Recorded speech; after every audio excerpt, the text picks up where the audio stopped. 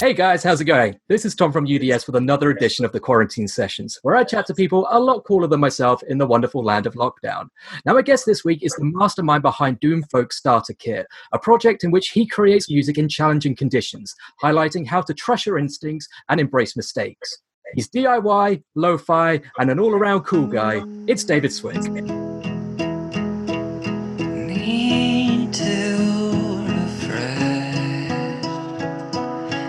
Ice on our forehead, but we shrugged it off,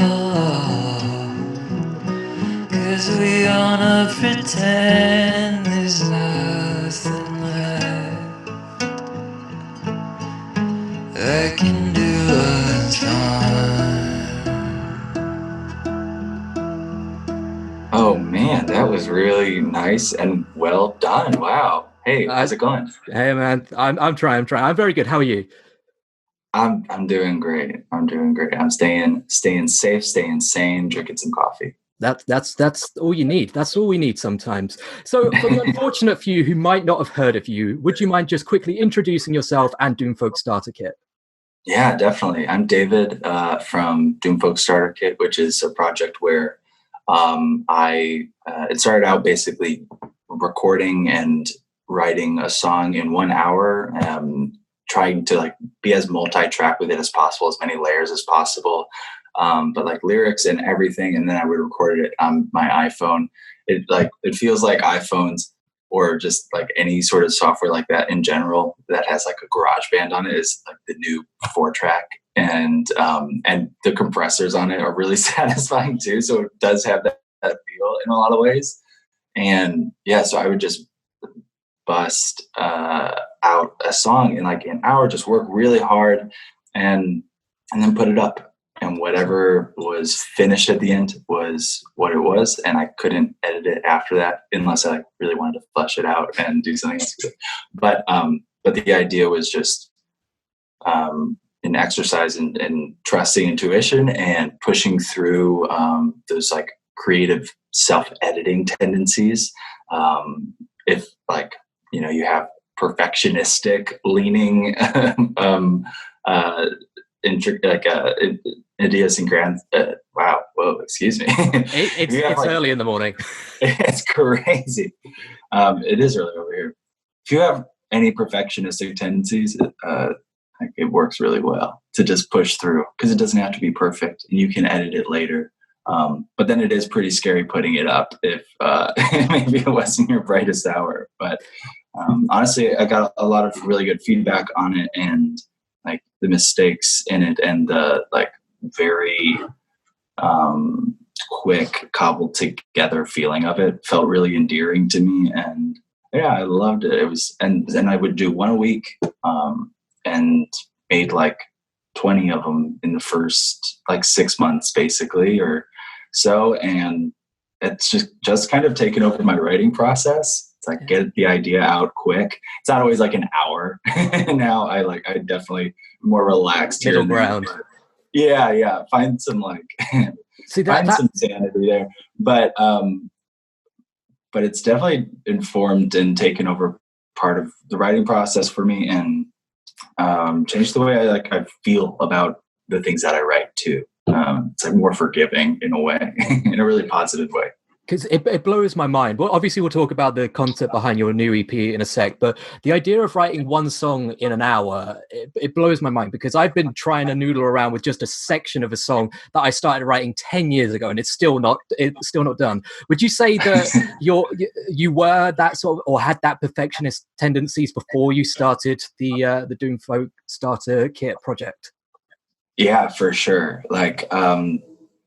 I still have songs like that where I've been noodling with the same riff for forever. But I got really sick of that, and I always like to play new stuff at shows. And the problem was I would have all the music down, pat and ready to go, but the lyrics would change all the time. And the lyrics were really they're always the last piece for me. And it's the hardest piece because I want it to be good. And so I think just putting down words and doing it and playing them out or whatever was more important than it being perfect and then like refining it later. Words really matter, but they shouldn't stop you from like finishing the project. And finishing became a really big thing too. It's like, okay, well, what's stopping me from finishing here? Like, it's stopping everything. Let's move that out of the way and let's just push forward. And but I still have a few songs that take forever to do. Well, that's but it. There are other like strategies to push through that. I can imagine that, especially if you're writing particularly in a solo, isolated environment, as opposed to being part of a band or something. At least for me, the one thing that gets in my way most of all is myself. It is that sort of barrier of like not being ready to let something go. Whereas sometimes when you're part of a group, you have that validation of, okay, we've both agreed, or we all agree this is done, we can sign it off. But when it's just you, I can see that having sort of that more rigorous, like strict idea of like, no, I've run out of time, this is it. I can see that being like a really useful way of producing music.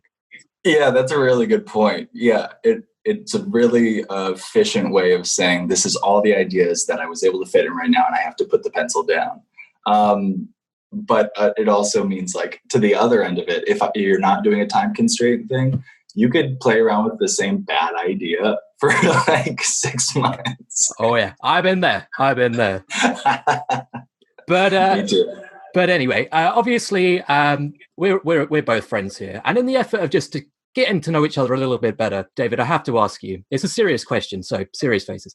If you could be a type of sandwich, what sandwich would you be? I'd be a pastrami sandwich. Very good choice. Very good choice. Yeah. See, is this like just a personal favorite, or is this a reflection of your personality? It's a couple things. So it's a new interesting thing for me. They've been around for forever, but it's a new thing. But pastrami is like this interesting marinated kind of beef, and it's like, I don't know. It's on rye bread. It's got vinegar in it. It has a lot of stuff that I normally wouldn't like, I don't know, put together. And then you go to the shop. There's a place called Pastrami Zombie down the street, which is a really Portland sounding name. Sounds pretty cool. A sandwich shop.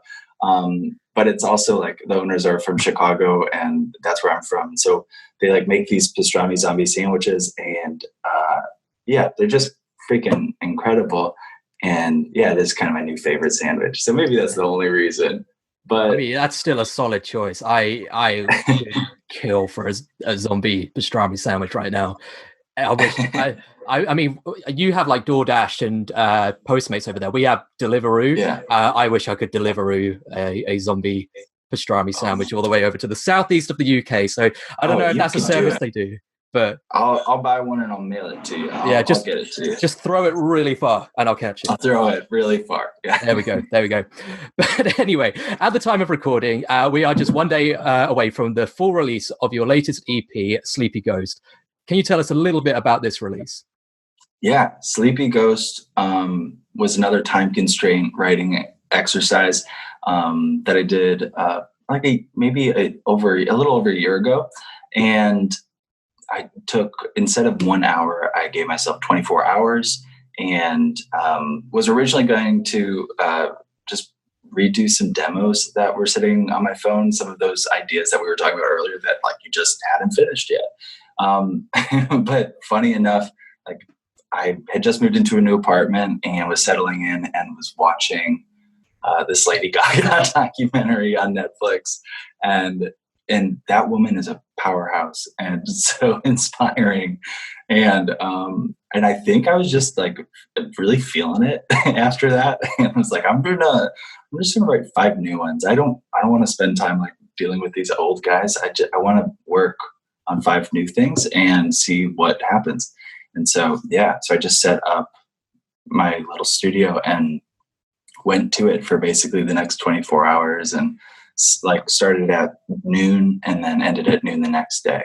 Wow. And so that's basically how it came to be. But then I put that up like immediately when it was done on Bandcamp.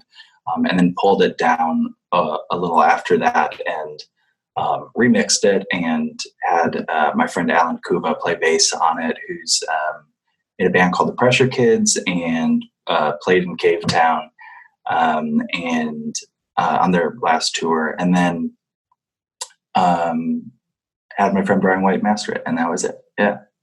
Awesome. So 24 hours is a long time to do anything. Like even just being awake for 24 hours. I've been there. It sucks. How was the process? It must have been so many highs and lows and ups and downs over this course of a day.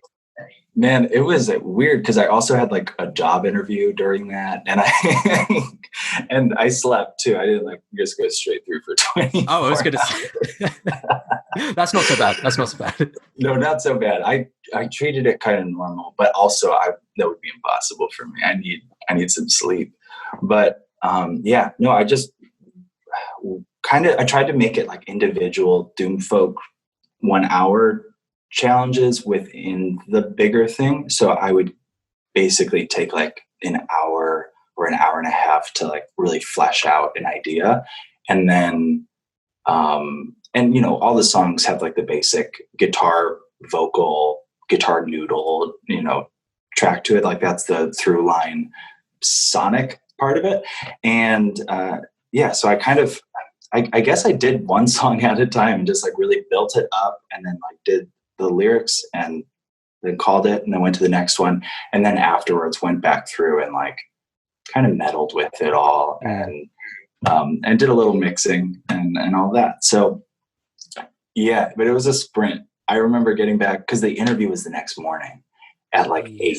And so I sprinted back to the apartment and just like cranked out whatever I could for the next 2 or 3 hours. Did you get the job? I did get the job, but I turned it down.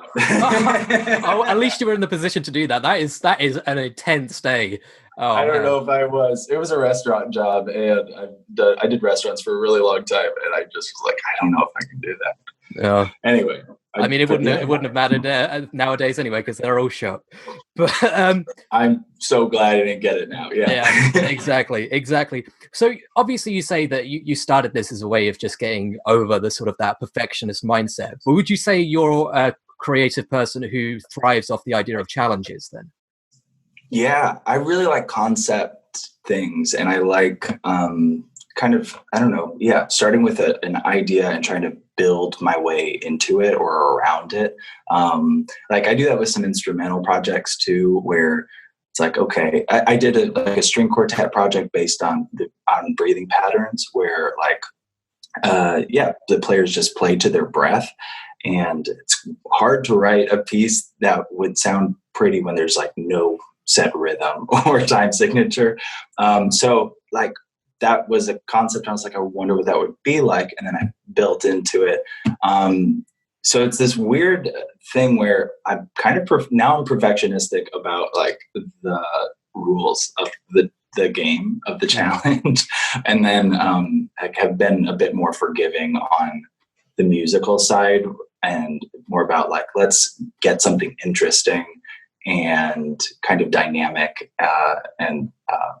The music has definitely like, I don't know, I think my playing has gotten more human in a way, and like a little less like it's trying to sound like this or that, and more just like I'm trying to make a nice progression here, and I really hope these lyrics are good. I suppose you can't help but be authentic in that way, because it is just sort of that more instinctive thing rather than like overanalyzing it or whatever. So in a way, it is more you or more of the creator than anything, really. That's totally true. Yeah, for better or worse, it's that's gonna be you. Get ready. So have you got any other of these sort of rule-based projects that you've got in the pipeline, or that you would like to experiment with in future? Well, I really liked the result from this project, from doing this 24-hour one, and I haven't done another 24-hour day challenge yet. That was the first and only. So I would like to do another one of those in the next month here. There's a friend with a little tiny house out in the woods here, and he travels, so he was like, you can come by and do that. So I think I might do that in the next month or so, but I might give it like 24 to like 48 hours instead. Maybe just make it 48, and then I could do like a longer one, which would be the idea of 10 songs in 48 hours though sounds really bad. It sounds so scary. Nothing would be good. I guess you've got I suppose if you're out in the woods like that, you'll have like the scenery to hopefully inspire you or something like that. Or to make me go insane, Well, like just digging in the mud. And I mean, if you're taking a guitar, you could in theory do like a musical version of Evil Dead if you're just in a cabin in the woods or something. Yeah. Evil Dead the Right. musical coming from David Swick. Written real fast. You're not gonna like it. Anyway, as a musician, is there anything left on your bucket list that you'd like to achieve? So many things. Yeah, definitely. Well, I mean, I haven't like toured too extensively, and I would love to do a lot more of that in the coming year. That was actually the plan this year, but here we are. So yeah, I would love to do some more of that. But yeah, I would love to play with a band again and, flesh this stuff out for a live setting. I really like interactive shows and like really beautiful like projection and stuff. So that would actually be a really cool thing to like do some projector mapping stuff and do like some interactive Doomfolk with that. That'd be rad. That'd be rad. But yeah, weird concept stuff like that. I can fully dig it. And if you're ever able to come over to the UK, we would love to have you over here as well. Oh man, thank you. Yeah, I'll be there tomorrow. Yeah, I can't say I'm going to pay for it. It's not that I don't want to. It's just that I cannot afford it. But hopefully one day. One day. So here at UDS, we don't just talk about music. We talk about the breadth of pop culture. So movies, video games, TV shows, comic books, everything and more. So with that in mind, if you could have one of your songs featured in anything, what would it be? Oh man, well, if they redo Twilight, that'll be me. I'm just kidding. I was going to say, I'm not one to judge. I like my sparkling vampires. You were so polite about that joke. You were so nice about it. I shouldn't throw like elbows at things. That's why we rewatched it. That's why I've got this screen up, is so you can't see all my Twilight posters. Oh yeah, right. Am I Robert Pattinson mannequin? I mean, right. What? Team Jacob. Yeah. Here we go. 2007. Oh yeah, nice work. That's exactly when it happened. If there was a movie a song could be in, that's what you said? Anything could be I don't know, like a video game, TV show, whatever you like. Oh my gosh. Well, if they ever redo The Graduate or something like that, that'd be so cool to do. That'd be really big shoes to fill though. I mean, Paul Simon. But yeah, I mean, like the Elliott Smith, Good Will Hunting, The Graduate situation. I can see that. Oh, and M. Ward did that movie with Paul Rudd. Oh my gosh. It's like Mountain something. It's a very indie style, American Appalachian style. Definitely, the title definitely rings a bell. I can't remember off the top of my head, but I can definitely see your work definitely augmenting some indie film for sure. It'd be so fun and like really, I don't know, just really involved. I really love film score too. So you're like really hitting me with this question. I'm like, I'm sorry. Yeah. I mean, the next question may be even harder because I'm throwing some more choice at you this time. This is a segment called Desert Island Discs. So you're on a desert island, you're quarantined, and you're on your own. You can take one album, one movie, and one luxury item with you. What would they be? One album, one movie, one luxury item. Wow, I'm so curious what you consider a luxury item because oh man, is that like a toothbrush? Like a toothbrush would be a luxury on a desert island. I mean, yeah, that could be it. We've had a bed before. A bed has been a luxury item once. A bed would be a luxury item on a desert island. Yeah, but I feel like the heart of that question is really getting at like a massage chair or like a jacuzzi. Actually, yeah, a hot tub. I'd bring a hot tub because after a long day of slugging coconuts around and like trying to build a shelter, it'd be really nice to relax with a little coconut beer. Yeah. In a hot tub. That sounds pretty nice. And during that, I'll probably listen to the Jonesy and Alex album, Rice Boy Sleeps, because I'm going to be so anxious the whole time. I'm going to need Jonesy singing to calm me the heck down. And then one movie. Oh man. Wow. Probably The Return of the King, The Lord of the Rings. That's a solid choice. Solid choice. Oh, I think it's just so good. It's one of only 3 films. I was actually looking this up today. It's one of only 3 films that's got 11 Oscars for the one film. I think the other 2 are Titanic and Ben-Hur. So it's no way. It's a weird mix. There's no pattern there. You can't. It really isn't. It. Wow.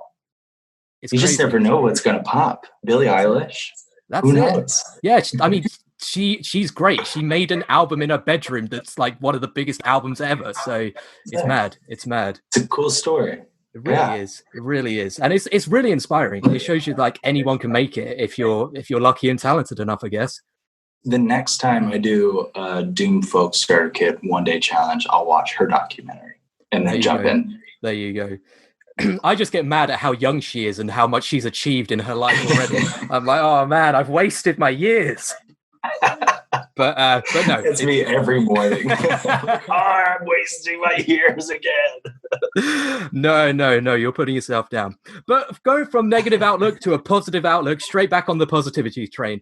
We like to advocate positivity here at UDS, and one of the ways we do that is through inspirational quotes. One of my favorites is, "I can't believe I ate the whole thing," because it works in anything you're doing in life. If you just focus and think, can I eat the whole thing? You will end up eating the whole thing. But with that in mind, what would be your inspirational quote to share with the world? I'm so sorry. Oh wow. My inspirational quote would be, if you don't now, then what make that's not inspirational. If you don't now, then you might not ever. Yeah. So now. That's it. That's the one. That's it. Like the only quote I could think of though for this question was this Abraham Lincoln stinking quote. That's like a real quote. I was like, oh, that's not inspirational. It's just like strategic.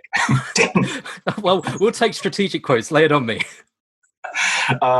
It's give me 4 hours to chop down a tree. I'll spend the first 3 sharpening my axe, which is kind of inspirational. It really is. It shows you how important prep is. I guess,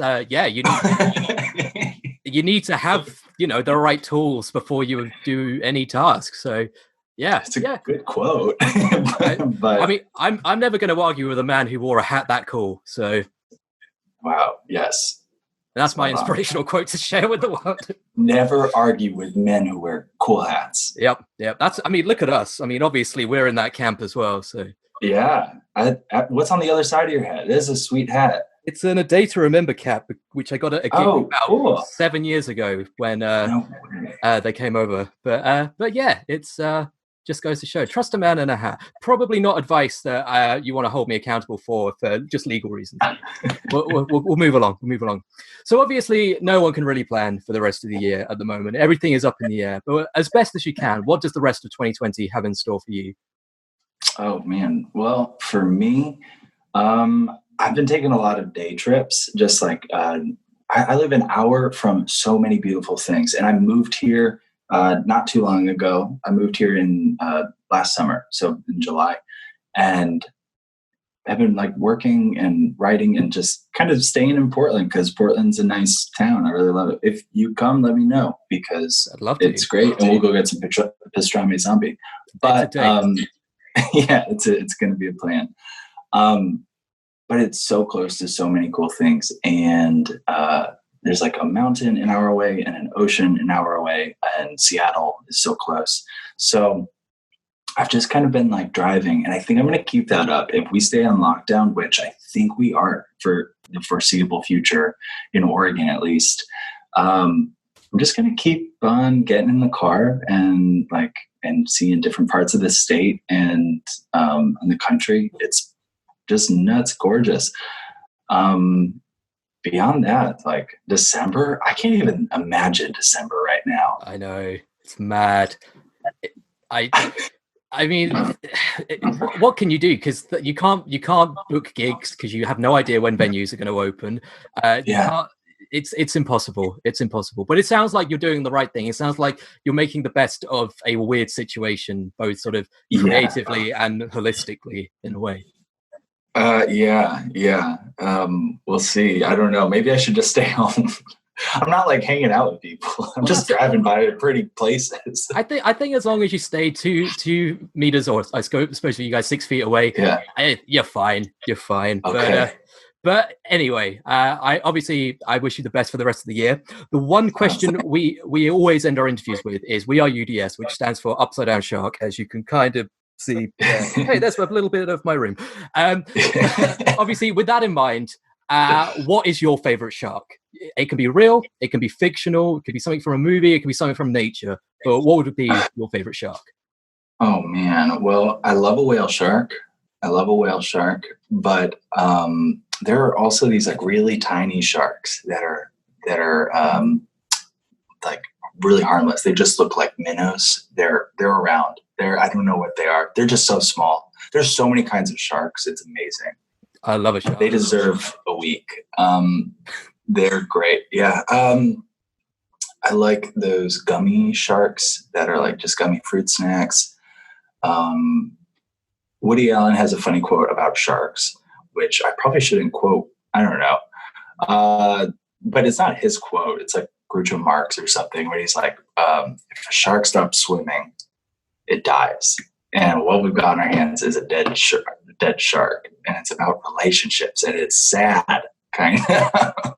Yeah. But it's also insightful. It keeps swimming. That could be an inspirational quote, too. Absolutely. Sharks never stop swimming. And they are top of the food chain. So, I mean, keep swimming. Yeah, there you go. Keep swimming here at UDS. I don't know where I'm going with this. But anyway. Is a hammerhead your favorite shark? Oh, I don't know. If we're talking movies, then I'm a big sucker for Bruce from Finding Nemo, because it's voiced by Dame Edna Everage, who is amazing. So that's pretty cool. I'm also a sucker for a good shark, like schlock film, like Sharknado. I love those films. Oh my god! I love just having a few beers, just getting a little bit tipsy, and just watching Sharknado because it's so stupid and so bad. Have you seen Titanic 2? It's like the same production studio. I've seen the poster and it's crazy. I love the these films, they're bad, but they still cost tens of thousands of dollars. And it's so funny. And I love that people spend the time to do them. They're great. They're great. I love a good bad film. It's so good. It's the best genre. I want Sharknado on that desert island. That's a great idea. Yeah. There you go. Well, it's been an absolute pleasure chatting to you, David. Where can people find you online? Well, doomfolkstarterkit.bandcamp.com is the best place to do everything. Bandcamp's awesome. And then Instagram is just Doomfolk, and come say hey and let's talk and hang out. And Twitter is my name, David W. Swick, and I just kind of do everything from there. Awesome. So yeah. There you go. Well, as I say, thank you so much for your time. It's been an absolute pleasure talking to you. And hopefully, maybe when this is all over, if you ever find yourself over in the UK, or we find ourselves over on your neck of the woods, then we'll have to do this in person sometime. Yeah, that'd be the best. That'd be awesome. Well, thank you very much for watching at home. Make sure to listen to Doomfolk Starterkit wherever you listen to good music. Hit subscribe for more interviews. Realize I'm really bad at outros, and we'll catch you next time.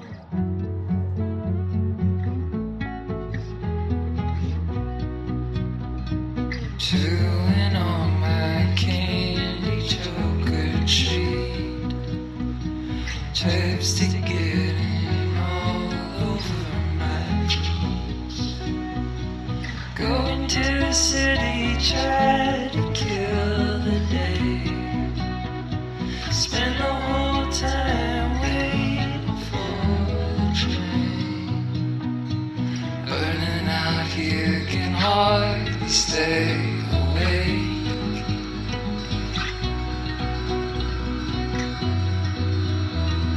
Tuckers, you, they're strong.